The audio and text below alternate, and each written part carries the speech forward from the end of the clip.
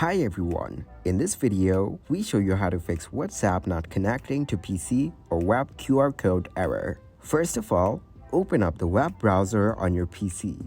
After opening the browser, search here for web WhatsApp. Then, it will take you to WhatsApp web page. Now from here, you will see the QR code through which you can log in to your account. And if the QR code isn't working, you don't need to get worried. Simply click on the three dots from the top right corner, and it will show you the drop-down menu. Then, click on the Settings option from here.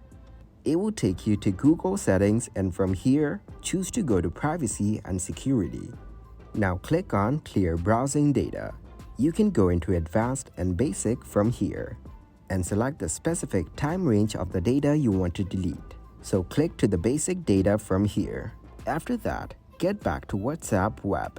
Reload the page and you will be able to connect your WhatsApp through QR code. Thanks everybody for watching.